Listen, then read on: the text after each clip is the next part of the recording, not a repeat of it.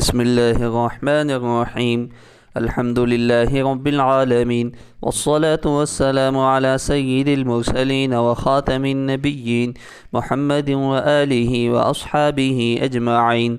أما بعد، فأعوذ بالله من الشيطان الرجيم. ألا بذكر الله تطمئن القلوب. صدق اللہ العظیم. معزز سامعین، ہم نے آپ کے سامنے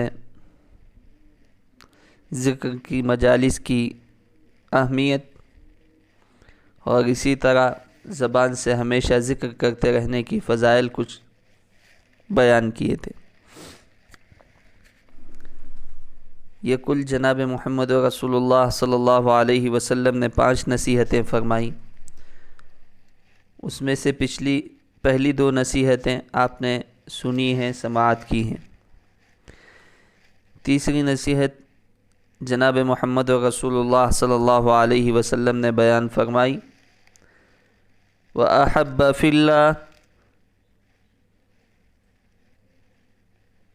ابو رزین راوی ہیں، آپ نے ان کو مخاطب کر کے فرمایا، اگر دنیا اور آخرت کی بھلائی چاہتے ہو، کامیابی چاہتے ہو، سرخروئی چاہتے ہو، دنیا والوں میں بھی محبوب ہونا چاہتے ہو، اللہ کی نگاہ میں بھی محبوب بننا چاہتے ہو، تو اللہ کی رضا کے لیے دوسرے انسان سے محبت کرنے والے بن جاؤ. ذاتی غرض، دنیاوی فائدہ، مطلب پرستی کو مد نظر مت رکھو، بلکہ محبت کسی انسان سے محض اس لیے کرو کہ مثلا وہ قرآن و حدیث کو جاننے والا ہے، یا وہ خادم دین و داعی اسلام ہے، یا اس لیے کہ وہ حافظ قرآن اور عالم ہے، یا اس لیے کہ وہ محمد رسول اللہ صلی اللہ علیہ وسلم کا امتی ہے، یا محض اس لیے کہ وہ اللہ کی مخلوق ہے.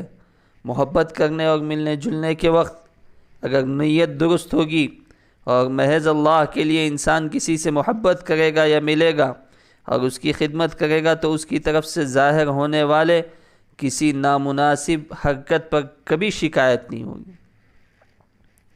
کیونکہ جو کچھ اس کے ساتھ کیا ہے وہ محض اللہ کے لیے کیا ہے اور اللہ ہی سے اس کے بدلے کی امید کی جانی چاہیے. معزز سامعین، آج کل مفاد پرست دنیا میں کوئی کام بغیر کسی دنیاوی غرض کے انجام دینا بے وقوفی سمجھا جاتا ہے، اور عقل مند انسان وہی سمجھا جاتا ہے جو اپنے چھپے ہوئے مقاصد کو مکمل کرنے کے لیے لوگوں سے تعلقات رکھے اور موقع پڑنے پر اپنا کام نکال لے اور پھر پلٹ کر بھی نہ پوچھے. یہ ایسا عمل ہے جس کی اسلام میں کوئی گنجائش نہیں. یہ بالکل خراب عمل ہے، گندا عمل ہے. ہمیں اس سے بچ کر جناب محمد رسول اللہ صلی اللہ علیہ وسلم کے ارشاد کے مطابق محض اللہ کی رضا ہی کے لیے کسی سے تعلق اور محبت کو قائم کرنا چاہیے. اللہ رب العزت ہماری نیتوں کو جانتے ہیں. پھر آپ نے 4تھی نصیحت فرمائی، وَأَبْغِضْ فِي اللَّهِ. کسی سے دشمنی کرنا ہو، عداوت کرنا ہو، بغض و عناد کرنا ہو، حسد کینہ کپٹ ہو، تو ذاتی طور پر نفرت نہیں کرنا چاہیے، بلکہ محض اللہ کی رضا کے لیے بھی دشمنی ہونی چاہیے. یعنی کوئی شخص اللہ سے بغاوت کرنے والا ہے، احکامات خداوندی کو توڑنے والا ہے، شریعت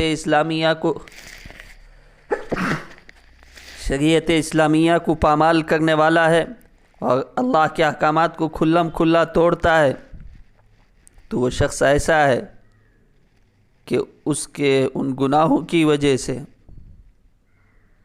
اس سے دشمنی اور عداوت کی جائے،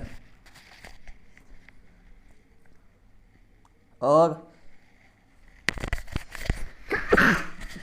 توبہ کرنے تک، ان برائیوں کو چھوڑنے تک، اس کو گناہ سے توبہ کرنے پر، برائیوں کو چھوڑنے پر اس کو سینے سے لگایا جائے، محبت کی جائے اور اس کے ساتھ خوشی کا اظہار کیا جائے. کسی شخص سے بھی ذاتی عداوت نہیں رکھنی چاہیے. اپنے دل کو صاف رکھنا چاہیے، اس کو اللہ کے لیے معاف کرنا چاہیے. آج کل اللہ کی دشمنی کا اللہ کے لیے دشمنی کرنے والے بہت ہی کم ہیں۔ اسلامی غیرت ختم ہو رہی ہے، ذاتی مفادات کے لیے دشمنیاں بڑھتی جا رہی ہیں، دنیا کے تعلقات کے لیے دشمنیاں بڑھتی جا رہی ہیں، نفرتیں پھیلی ہوئی ہیں، گھر گھر میں جھگڑے ہیں۔ اللہ تعالی ہم تمام کو اپنے دلوں کو صاف رکھنے اور محض دشمنی ہو تو بھی اللہ کے لیے کرنے کی توفیق نصیب فرمائے۔ پھر آپ نے 5ویں نصیحت فرمائی، ان الرجل اذا خرج من بیتہ زائرا نقاہ۔